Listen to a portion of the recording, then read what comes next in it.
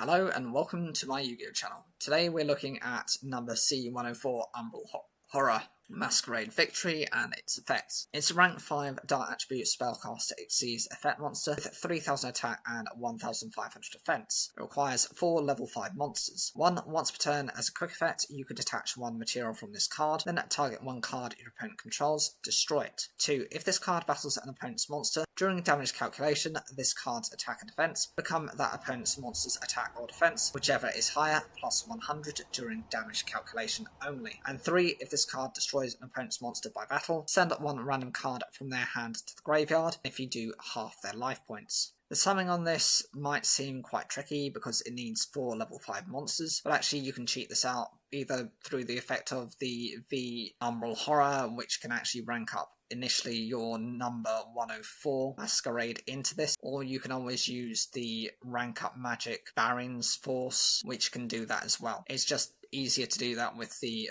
umbral Horror, as that's an in-archetype support rather than a generic card.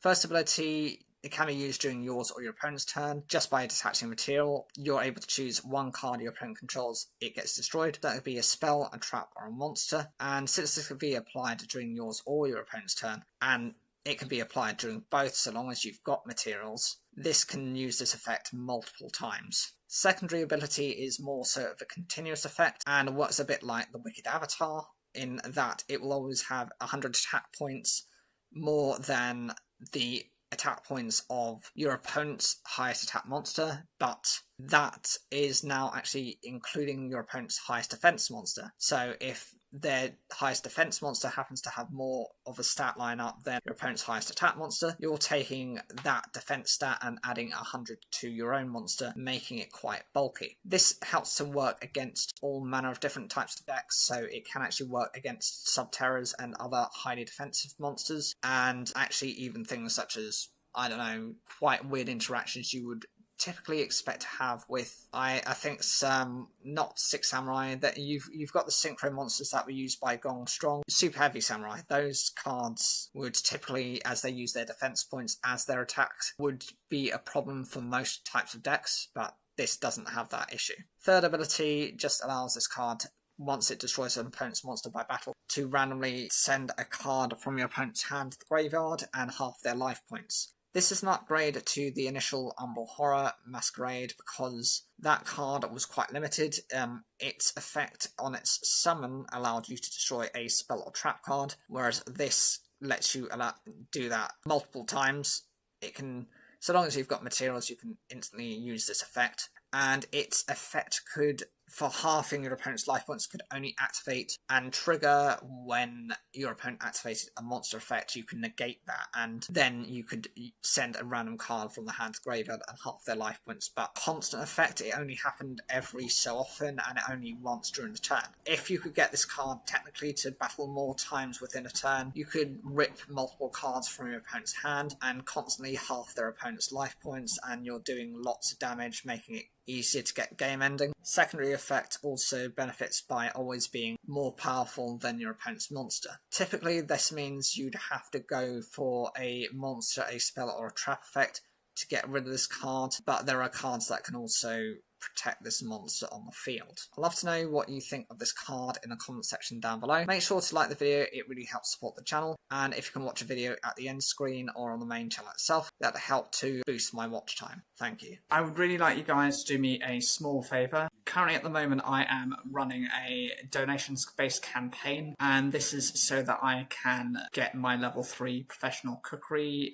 qualification. Normally these take anywhere between usually half a year to a full year. However, I've managed to find one that promises to kind of fast track. It's got a good reputation behind it. It has about 30 years. It's been around since 1992, so it's now 34 years coming up for. And it can get a level 3 qualification in cookery and professional skills completed within 10 weeks. However, the cost of it is about £15,000. That's about £3,000 in accommodation, which I'd have to take up because I'm not from that area. It's near enough the Exeter area. It's called Ashburton College, and it specialises in food production. There are 2 courses. There's the main one, which is in the just generally cooking, and then you've got the other one, which is patisserie. if you want to specialise as a patisserie chef. Now, my emphasis is on the general cookery and to develop within categories as much as possible.